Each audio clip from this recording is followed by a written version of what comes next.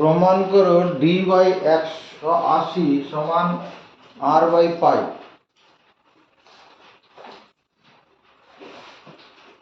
ধরি একটি কোণের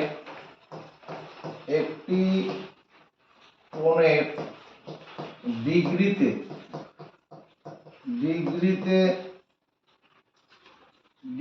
না বলে এরকম বলে, ধরি একটি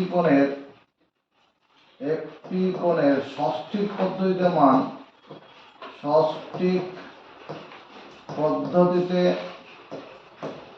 মান ডি ডিগ্রি এবং কোণটির বৃত্তীয় পদ্ধতিতে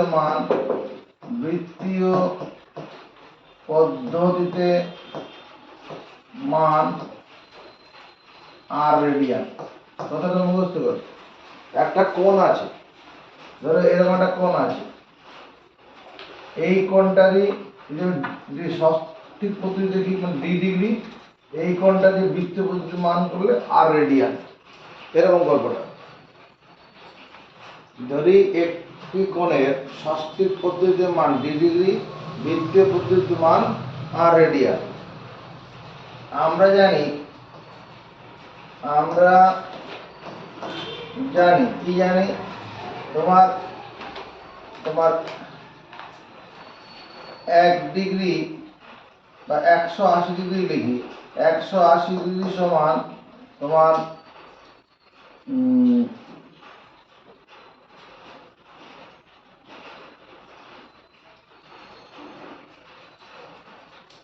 2 সমকোণ। তো 180 ডিগ্রি, 180 ডিগ্রি না করে এটা করি। আমরা জানি 1 ডিগ্রি সমান 1/90 সমকোণ। এক সমকোণকে 90টা ভাগ করে তার একটা ভাগ হচ্ছে 1 ডিগ্রি। এক সমকোণের 90 ডিগ্রি কোণ, তাকে 90টা সমভাগে ভাগ করলে 1 ডিগ্রি।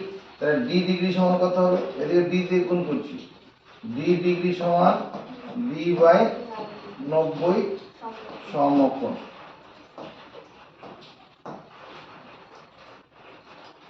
এবার আবার 1 রেডিয়ান সমান কত? 1 রেডিয়ান সমান তোমার 1/π × 2 সমকোণ। এটা কত লেখা যাবে কিনা? মানে পাই রেডিয়ান সমান 2 সমকোণ। তো পাই রেডিয়ান সমান 2 সমকোণ, তাহলে 1 রেডিয়ান সমান কত? মানে আমরা তো এটা তো মুখস্থ আমাদের আছে, পাই রেডিয়ান সমান 2 সমকোণ। 2 সমকোণ মানে 180 ডিগ্রি সমকোণ। তাহলে 1 রেডিয়ান মানে 1/π × 2 সমকোণ। তাই যদি হয় তাহলে আর রেডিয়ান কত? না আর দিয়ে গুণ করছি, আর দিয়ে গুণ করলে r/π × 2 সমকোণ।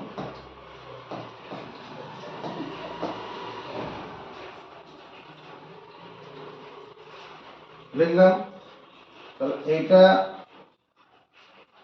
এটা এক নম্বর, এটা 2 নম্বর না দিলে হবে। এখানে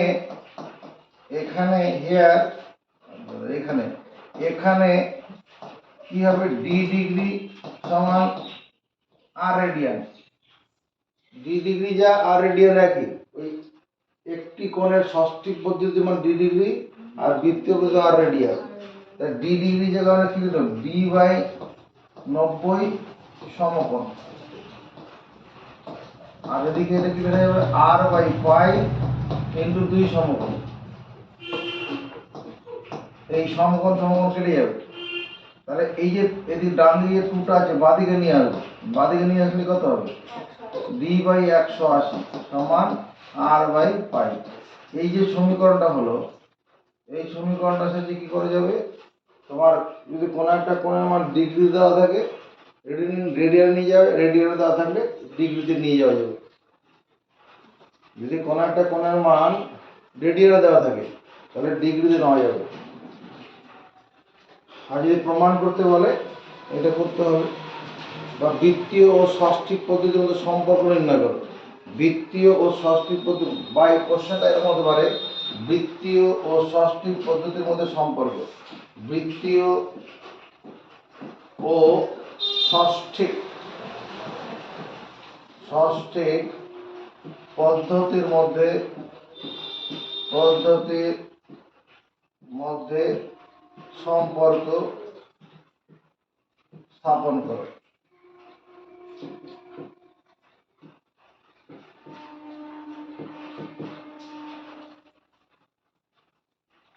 বুঝা গেছে? একটু মুখস্থ করে নিবি আগে। 277 কত বার করো? পেজ নাম্বার 277, 15 দাগের 1 নম্বর। কি বলেছে? একটি কোণের ষষ্ঠিক পদ্ধতির মান d ডিগ্রি, বৃত্তীয় পদ্ধতির মান r রেডিয়ান। মানে r বাই d সমান কত এরকম বলেছে না? না d by r, r by d। তুমি কি লিখবে? আমরা জানি কি জানি d বাই 180 সমান r বাই পাই। এই সম্পর্কটা জানি। ওই জানি কি না? জানি। এবার এই d আর পাই এদের মধ্যে জায়গা বদল করি। পাই বাই 180 সমান r বাই d। জায়গা বদল করা যায়, অঙ্কেতে চলে। এটাই উত্তর। r বাই d সমান কত? Pi by 180।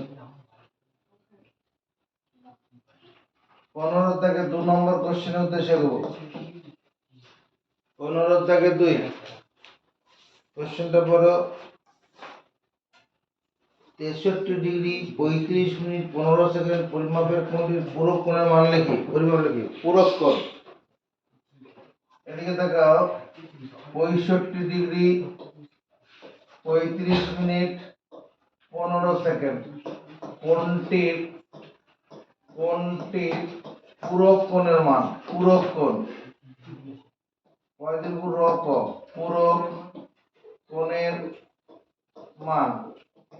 শিবমকে যদি বলা হতো 30 ডিগ্রি কোণটির পূরক কোণ কত? কোণটির পূরক কোণ কত বলতো?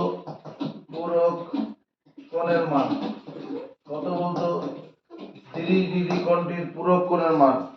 যদি দুটি কোণের সমষ্টি 90 ডিগ্রি হয় তাহলে কোণ দুটির একটিকে অপরটির পূরক কোণ বলে। যদি দুটি কোণের সমষ্টি 90 ডিগ্রি হয় তবে কোণ দুটির একটিকে অপরটির পূরক কোণ বলে।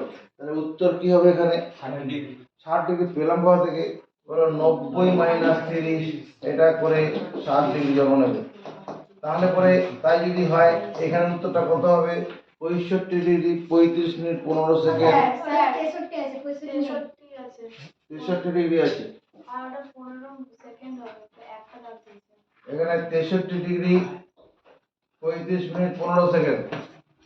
63 ডিগ্রি 35 মিনিট 15 সেকেন্ড কোণটির পূরক কোণের মান। তাহলে এরকম ভাবে করব। তাহলে কি করব?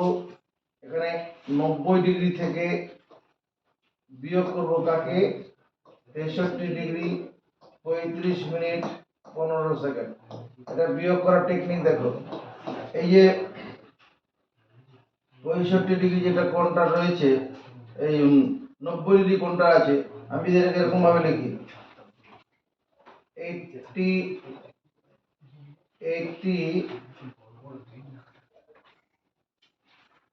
88 ডিগ্রি করলাম, ঠিক আছে? 60 মিনিট করলাম, 60 না 59 মিনিট। 88 ডিগ্রি না 88 করব না, 89 ডিগ্রি 59 মিনিট 60 সেকেন্ড। দেখবে ভাই, এই 89 ডিগ্রি 59 মিনিট 60 সেকেন্ড এটা মানে আসলে 90 ডিগ্রি কিনা? 60 সেকেন্ড মানে 1 মিনিট। 1 মিনিটকে 59 দিয়ে দেবো 60 মিনিট। 60 মিনিট 60 মিনিট মানে 1 ডিগ্রি। তাহলে 90 ডিগ্রি কোণটাকে এরকম ভাবে লিখলাম। এবার এখান থেকে বিয়োগ করব কাকে? 63 ডিগ্রি 35 মিনিট 15 সেকেন্ড। নাহলে করা যাবে না। আবার বুঝাচ্ছি। আমার 90 ডিগ্রি কোণটাকে এইভাবে ভাগ করে লিখলাম। 89 ডিগ্রি 59 মিনিট 60 সেকেন্ড।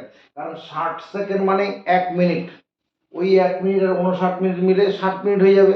আর 60 মিনিট মানে 1 ডিগ্রি, 89 ডিগ্রি আর 1 ডিগ্রি মিলে 90 ডিগ্রি হয়ে যাবে।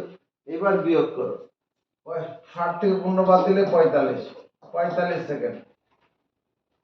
5 24 আর এখানে কত 6 2, তাহলে 26 ডিগ্রি 24 মিনিট 45 সেকেন্ড। এটা হলো উত্তর। 26 ডিগ্রি 24 মিনিট 45 সেকেন্ড। পরের কোশ্চেনের দিকে তাকাই। 15 দাগের 3 নম্বর, একটি ত্রিভুজের দুটি কোণের পরিমাপ। একটা ত্রিভুজ আছে, তার দুটি কোণের পরিমাপ দেওয়া আছে। কত দেওয়া আছে? 65 ডিগ্রি 56 মিনিট। ধরো এই কোণটা হচ্ছে 65 ডিগ্রি 56 মিনিট 55 সেকেন্ড, 55 সেকেন্ড। আর এই কোণটার মাপ দেওয়া আছে 64 degree 3 minute 5 second. 64 degree 3 minute 5 second হলে তৃতীয় কোণটির বৃত্তীয় মান হিসাব করি। তৃতীয় কোণটির বৃত্তীয় মান, এখানে ত্রিভুজের দুটি কোণের সমষ্টি, ত্রিভুজের দুটি কোণের সমষ্টি, দুটি কোণের সমষ্টি, দুটি কোণের সমষ্টি কত হবে? 65 ডিগ্রি 56 মিনিট 5 সেকেন্ড। আর নিচে কত? 64 ডিগ্রি 3 মিনিট 5 সেকেন্ড। এটা 35 হবে।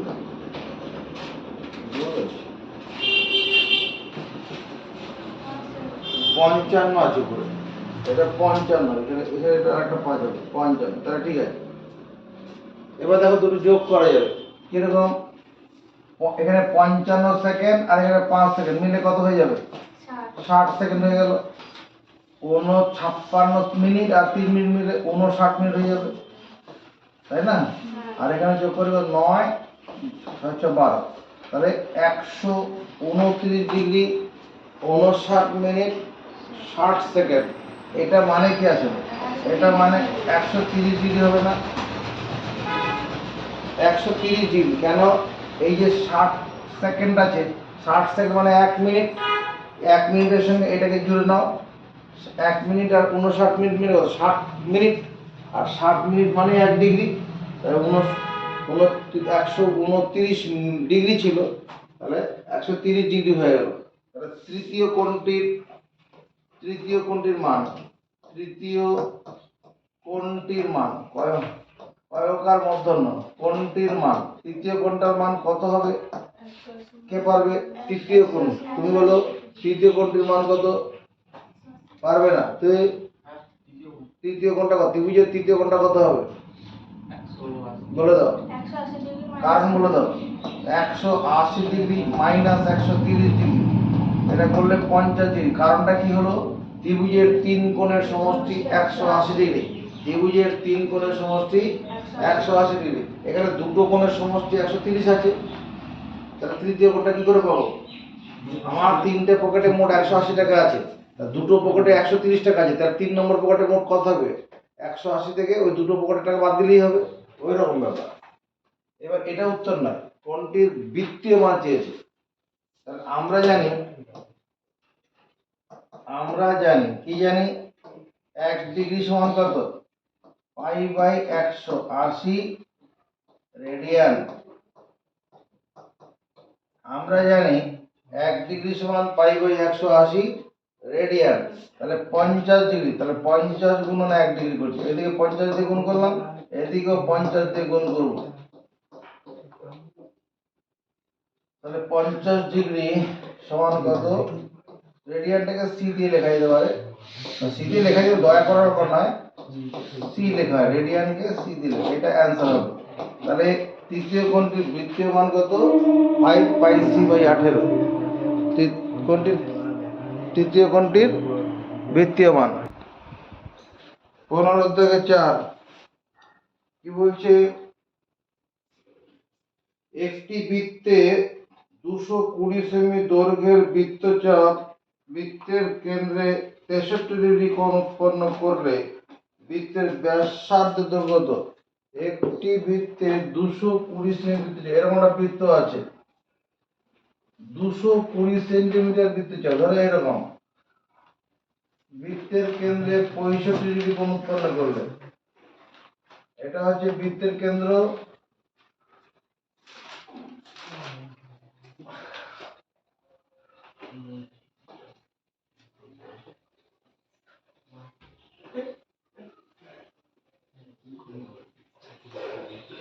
এই কোণটা হচ্ছে 65 ডিগ্রি। এটা 220 সেমি বৃত্তচাপ, 220 সেমি বৃত্তচাপ বৃত্তের কেন্দ্রে 65 ডিগ্রি কোণ উৎপন্ন করেছে। কি জানতে চাইছে? ব্যাসার্ধ কত? এই বৃত্তের ব্যাসার্ধটা জানতে চাইছে, তাই তো কোশ্চেন। আচ্ছা, আমরা জানি এস সমান আর থিটা, থিটাটা রেডিয়ানে পরিমাপ করা হয়, তাহলে তোমার যেটা প্রথম দায়িত্ব হবে 65 ডিগ্রিটাকে রেডিয়ানে নিয়ে যেতে হবে। তাহলে 1 ডিগ্রি সমান কত? 1 ডিগ্রি সমান পাই সি বাই 180। তাহলে 65 ডিগ্রি সমান কত হবে? এখানে 65 দিয়ে গুণ করো, 65 পাই সি বাই 180। এবার 5 দিয়ে কাটি, 5 13 65, 5 3 5 15, 5 30, তার মানে 65 ডিগ্রি সমান 13 pi C by 36, 13 pi C by 36। আমরা জানি কি এস সমান আর থিটা। এস হচ্ছে একটা বৃত্তচাপ, যে বৃত্তচাপ দ্বারা ধৃত কেন্দ্রীয় কোণটা থিটা রেডিয়ান। এবার এখানে বসাবো, এস মানে কত? 220 সেন্টিমিটার। আর এর মানটা বের করতে হবে, থিটার মানটা কত? 13 পাই বাই 36। যখন বসাবো তখন আর রেডিয়ান বসাবো না, 13 পাই বাই 36 সমর্থন পাবো এটাতে, এই আর সমর্থন আছে। এস সমান আর থিটা, এস হচ্ছে 220 সেমি বৃত্তচাপ দ্বারা ধৃত কেন্দ্রীয় কোণ 65 ডিগ্রি। 65 ডিগ্রি কোণটাকে রেডিয়ান নিয়ে গেলাম, কারণ এখানে থিটাটা রেডিয়ানে পরিমাপ করা আছে। এবার এটা 220 সেমি, নজর পড়ে দিয়ে থাকুক, 220 সেমি সমান আর ইন্টু 13 বাই 36 ইন্টু পাই মানে 22 বাই 7, পাই মানে 22 বাই 7, সমান চিহ্ন দুদিকে উপরে উপরে কাটে, এই 22 দিয়ে এটা কাটলে কত? 10 হয়ে যাবে, আর তো কিছু কাটছে না। এবার কোনাকুনি গুণ করে দিই, এখানে কোনাকুনি গুণ করলে এরকম 10 কাটবে না, এই 7টা পরে চলে যায় 770, তার সঙ্গে 36টা চলে যায়, আর নিচে 13, এত সেন্টিমিটার সমান আর। উত্তরটা দেখো তো কিরকম বাজে উত্তর আসছে।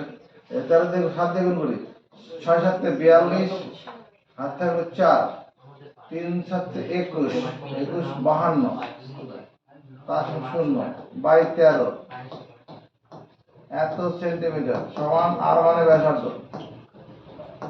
তাহলে 13 দিয়ে ভাগ করে দিই, 25 2 0, 25 1 25, এই 13 1 13, 13 2 12, 2 নাও 7 13 91, 9 13 কত? 117, 9 13 117, এটা 7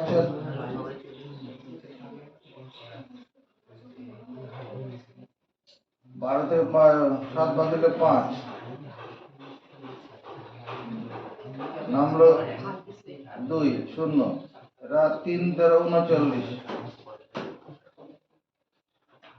নামলো 1 11, দশমিক খাইয়ে 0 দিতে পারি। হ্যাঁ, 8 13 কত? 7 13 91, 8 13 104, 110 104,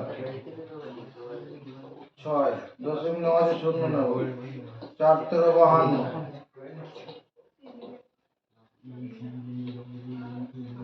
8 0 80। এবার 5 13 65, ছয় 78 মানে যদি আমি 2 দশমিক স্থান পর্যন্ত আসন্ন মান লিখি তাহলে 193.85, তাহলে 193.85 সেন্টিমিটার। এটা কি ব্যাসার্ধ, বৃত্তটার ব্যাসার্ধ কত আছে 100, ঠিক আছে উত্তর 200 সেন্টিমিটার। কোথায় বললো ওটা 63 ডিগ্রি ছিল, কোনটা ছিল কত দেখতে ভুল হয়েছে, এই কোনটা কত 65 নেই 63 আছে, থাক 65 থাকলে এই উত্তর হবে। এবার 63 থাকলে কি হবে, কোনটা 63 ডিগ্রি আসলে আছে, ঠিক আছে। তাহলে আমরা জানি 1 ডিগ্রি সমান কত π/180 রেডিয়ান। তাহলে 63 ডিগ্রি 63 দিয়ে গুণ করবো, 63 π/180, এটা 9 দিয়ে কাটবে, 7 9 63, এটা 9 দিয়ে কাটলে 9 দিয়ে 80, তাহলে 63 ডিগ্রি ইকুয়াল টু 7 πc/20। তো আমরা জানি s সমান r থিটা। এবার s মানে এখানে কত 220 সেমি দেওয়া আছে, s মানে 220 সেমি, r এর মান তো বের করতে হবে, থিটার মান কত 7 π/20। যখন এখানে বসাবো তখন রেডিয়ানটা বসাবো না। 220 centimetre equal to r into 7 into পাই মানে 22/7 আর নিচে 20 আছে। এবার কাটাকুটি, এই 7 কেটে যাবে, 22 এটা কাটলে কত হবে 10, 22 একে 22, 22 0 0, বুঝলি কোনাকুনি গুণ করলে 200 সেমি সমান ব্যাসার্ধ, আর মানে ব্যাসার্ধ, তাহলে বৃত্তটার ব্যাসার্ধ কত 200 সেন্টিমিটার।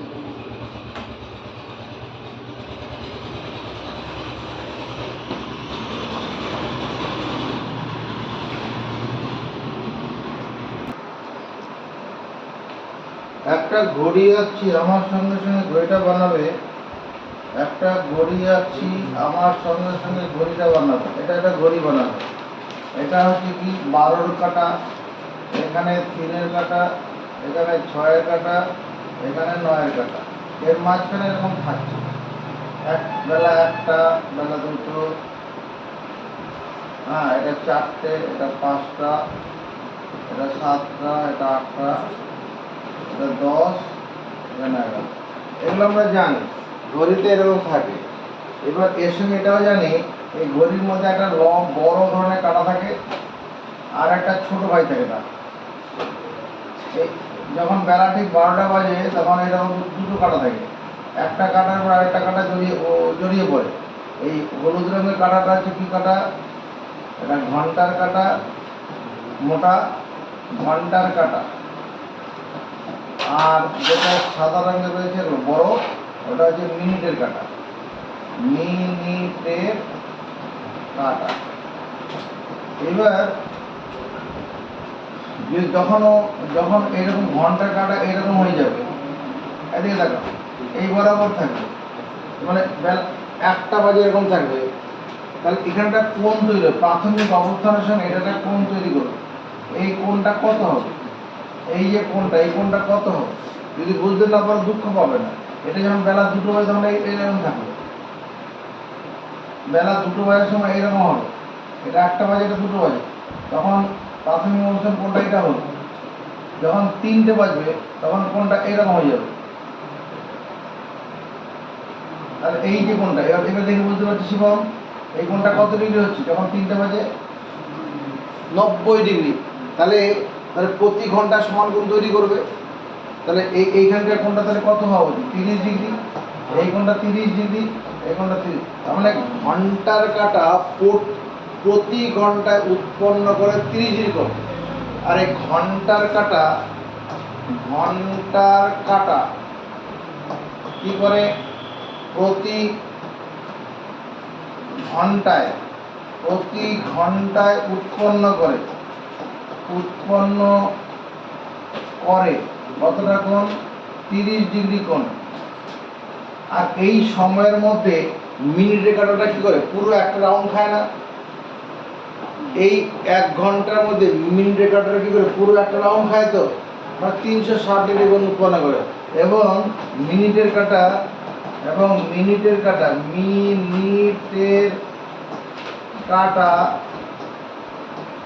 তৈরি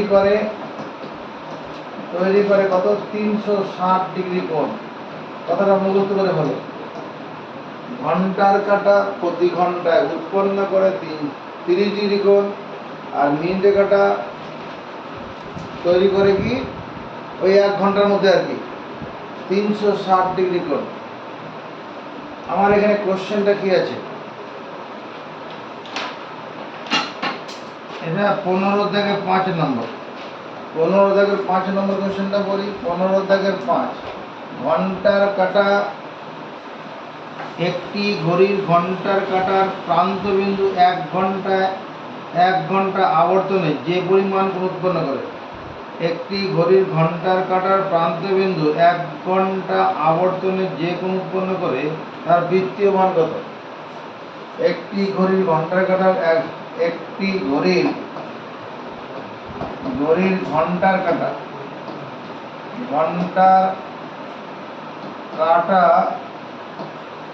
1 ঘন্টা আবর্তনে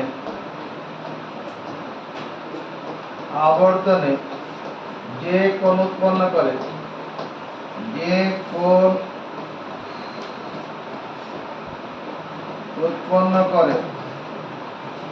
তার মান কত? 30 ডিগ্রি। এটা তো সঠিক পদ্ধতিতে মান হলো, কিন্তু রেডিয়ানে চেয়েছে তো। এদিকে তাকাও, আমি যদি একটা কাজ করি, উপরেটা 6 দিয়ে গুণ করি, নিচে 6 দিয়ে ভাগ করি, ভুল করলাম? উপরে 6 দিয়ে গুণ করলাম, নিচে 6 দিয়ে ভাগ করলাম, করতেই পারি।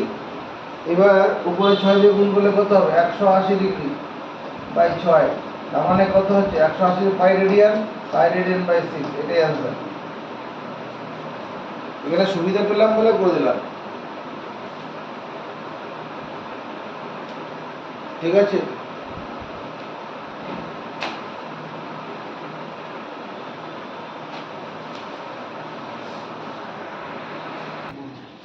ত্রিকোণমিতির কোণানুপাত বলে একটা চ্যাপ্টার আছে।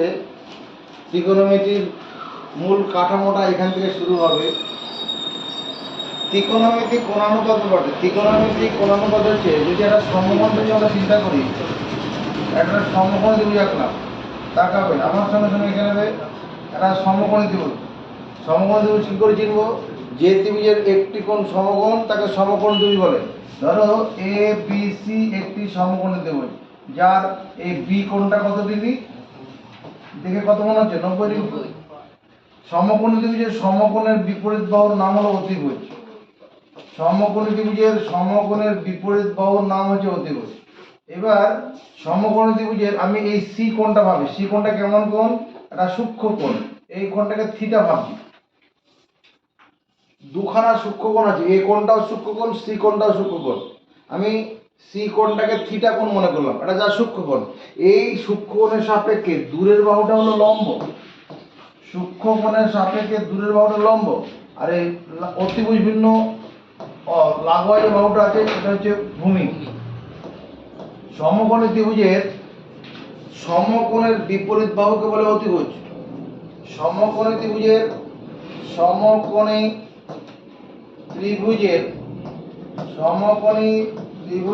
কি হবে? সমকোণের বিপরীত বাহুর নাম কি? বিপরীত বাহুকে বলে অতিভুজ। সমকোণী ত্রিভুজের সমকোণের বিপরীত বাহুকে বলে অতিভুজ। সমকোণী ত্রিভুজের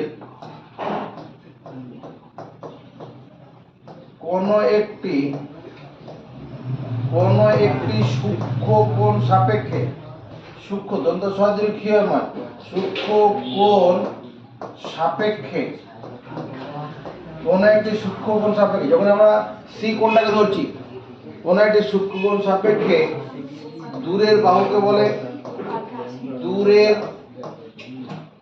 দূরের বাহুকে বলে লম্ব। সূক্ষ্ম কোণ সাপেক্ষে দূরের বাহুটা লম্ব এবং অতিভুজ ভিন্ন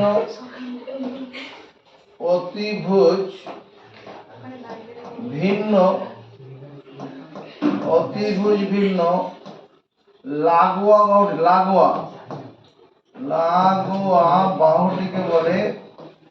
বাহুটিকে বলে ভূমি।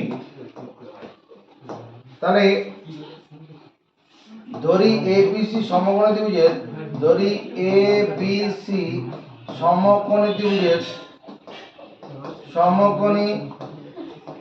ত্রিভুজের ABC সমকোণী ত্রিভুজের কোণ B সমান কত? 90 ডিগ্রি এবং কোণ C সমান কত? থিটা। এই C কোণটাকে থিটা মনে করছি। অতএব কি হবে? AC বাহুটা কি বলবো? AC বাহুটি হলো অতিভুজ। শিবম, কেন AC বাহুটাকে অতিভুজ বললাম? AC বাহুটাকে অতিভুজ বললাম কেন? ওই যে সমকোণী বাহু সমকোণী ত্রিভুজের এই AC বাহুটাকে অতিভুজ বললাম কেন? উত্তর বোর্ডে লেখা আছে। আর AB বাহুটা কি হবে? AB বাহুটি হলো লম্ব। AB বাহুটা লম্ব কেন? বোঝক, এই বাহুটাকে লম্ব বলছি কেন? এই বাহুটাকে লম্ব বলছি 90 ডিগ্রি বলে। হ্যাঁ, আর BC বাহুটি হলো ভূমি। এই বাহুটাকে আমি লম্ব বললাম কেন বলো? সূক্ষ্ম কোণের দূরের বাহুটা, সূক্ষ্ম কোণে যে দূরে যে বাহুটা আছে ওটার নাম লম্ব, আর যেটা লাগোয়া আছে অতিভুজ ছাড়া যে বাহুটা আছে ওটা হলো ভূমি। অতিভুজ ছাড়া যে বাহুটা আছে ওটা ভূমি।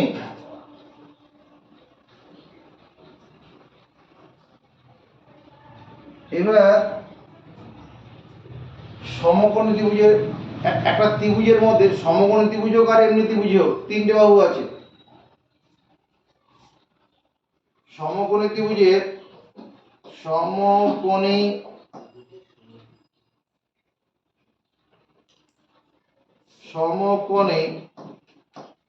ত্রিভুজের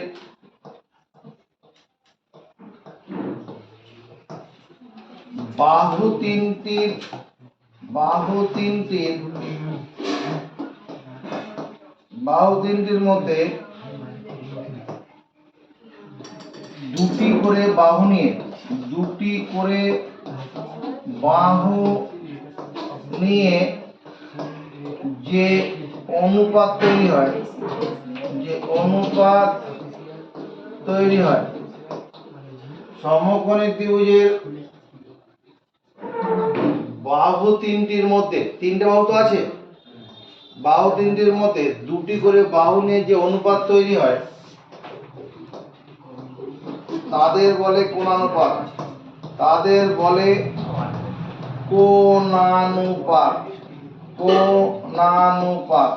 তাকাবে।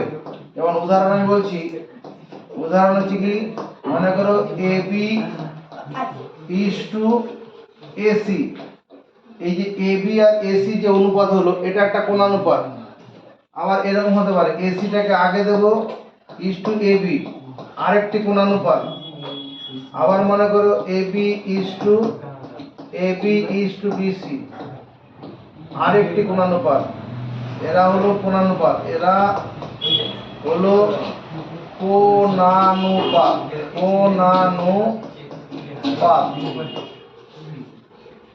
এই যে তিনটে বাহু আছে তার জোড়ায় নেব, জোড়ায় নিয়ে যে অনুপাত তৈরি হবে ওটাই কোণানুপাত। এটা নিয়ে আমরা এবার পড়াশোনার উদ্দেশ্যে এগিয়ে যাব।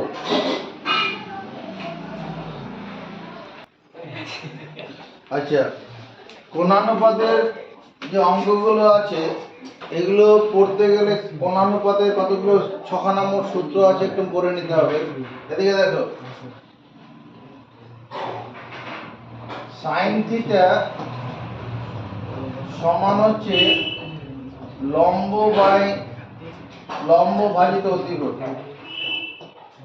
লম্ব ভাজিত অতিভুজ। এখানে লম্ব মানে হচ্ছে তোমার কি এবি বাহু, আর অতিভুজ মানে এসি বাহু। এবি এসি বাহুর অনুপাতটাকে সাইন থিটা বলা হয়।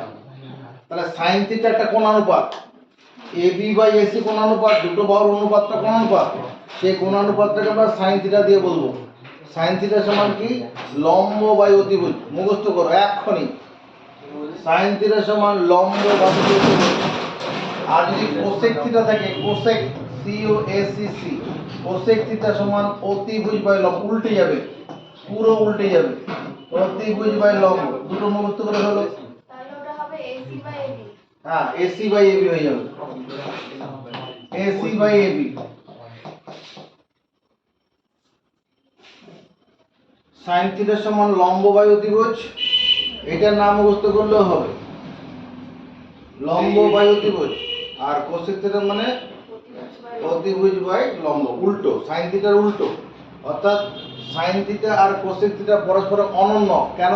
যদি দুটো গুণ করি 1 হয়ে যাবে। দুটো সংখ্যার গুণফল 1 হলে সংখ্যা দুটি একটিকে অপরটির অনন্য বলে। দেখো যদি এই দুটোকে গুণ করা যায়, কি করা যায়? Sine theta into cosec theta, বাদিক বাদিক গুণ করলাম, আর ডান দিক গুণ করব। লম্ব বাই অতিভুজ ইনটু অতিভুজ বাই লম্ব। দেখো কেটে যাবে, লম্ব লম্ব কেটে যাবে 1, অতিভুজ কেটে যাবে 1। তার মানে sign theta into cosec theta, এটা কত? 1। এই sign theta into cosec theta 1 মানে কি দুটো কোণানুপাতের গুণফল 1। এই কোণানুপাত, সাইন থিটা একটা সংখ্যা, অনুপাতটা তো সংখ্যাই হয়। অনুপাত ধরো 4:5, 4:5 মানে কি 4/5, 4:5 মানে 4 ভাজিত 5, এটা সংখ্যাই, ভগ্নাংশ। তাহলে এই কোণানুপাত দুটো সংখ্যার গুণফল 1, দুটো সংখ্যার গুণফল 1 হলে পরে কি হয়? সংখ্যা দুটি পরস্পরের অনন্য। তুমি এখানে বলবে অতএব সাইন থিটা আর এবং কোসেক থিটা, কোসেক থিটা এরা পরস্পর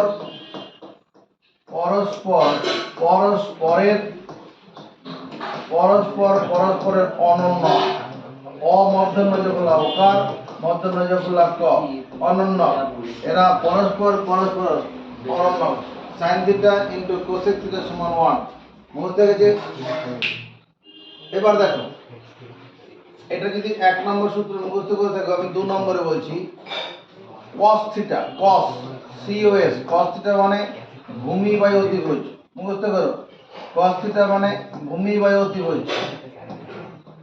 ভূমি মানে এখানে BC by AC। cos theta মানে ভূমি বাই অতিভুজ। মুখস্থ করো, cos থিটা সমান ভূমি বাই অতিভুজ। cos থিটা মানে কি ভূমি বাই অতিভুজ। sec theta ASEC, sec theta সমান অতিভুজ বাই ভূমি। অতিভুজ মানে AC আর ভূমি মানে BC।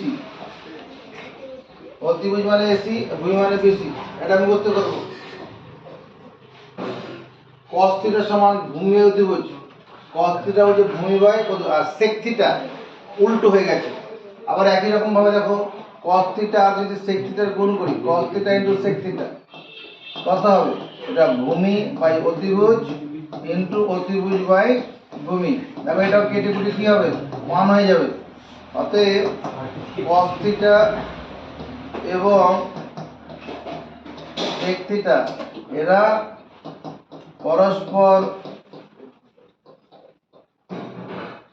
পরস্পরের অনন্য। পরস্পরের অনন্য। কেন অনন্য বলবো? দুটো সংখ্যার গুণফল 1 হলে সংখ্যা দুটির একটিকে অপরটির অনন্য বলে। দুটি সংখ্যার গুণফল 1 হলে সংখ্যা দুটির একটিকে অপরটির অনন্য বলে। স্যার কোসেক আর কস একই? কোসেক, আর কস? কোসেকের সঙ্গে তো সাইন থিটার আছে। কোসেক আর কস আলাদা না একই? কোসেক আর কস তো আলাদা। কোসেক এখানে cos থিটা মানে তো অতিভুজ বাই ভূমি বাই অতিভুজ। cos থিটা মানে ভূমি বাই অতিভুজ, আর কোসেক থিটা কি অতিভুজ বাই লম্ব আছে, তো আলাদা তো বটে। 3 নম্বর দেখো tan থিটা, ট্যান থিটা মানে লম্ব বাই ভূমি, লম্ব বাই ভূমি। এখানে লম্ব মানে কত? এবি, আর ভূমি কাকে লিখবো? AC BC. লম্ব বাই ভূমি, ট্যান থিটা মানে লম্ব বাই ভূমি। আর তাহলে এর উল্টো কট থিটা কত হবে? কট ভূমি বাই লম্ব। কট থিটা যে ভূমি বাই লম্ব, মানে ভূমি এখানে বিসি, লম্ব হচ্ছে এবি। আবার একই রকম ভাবে যদি বাদিক বাদিক গুণ করি, tan theta into cot theta, বাদিক বাদিক গুণ করলাম, ডান দিক গুণ করবো, লম্ব বাই ভূমি ইন্টু ভূমি বাই লম্ব। ল মানে লম্ব, ভূ মানে ভূমি, এখানে কাটাকুটি করে কি দাঁড়াবে? 1 হয়ে যাবে। তার মানে অতএব ট্যান থিটা এবং কট থিটা হলো পরস্পরের অনন্য। ট্যান থিটা ও কট থিটা হলো পরস্পর অনন্য। কেন বলছে অনন্য? দুটি সংখ্যার গুণফল 1 হলে সংখ্যা দুটির একটিকে অপরটির অনন্য বলে। দুটি সংখ্যার গুণফল 1 হলে সংখ্যা দুটির একটিকে অপরটির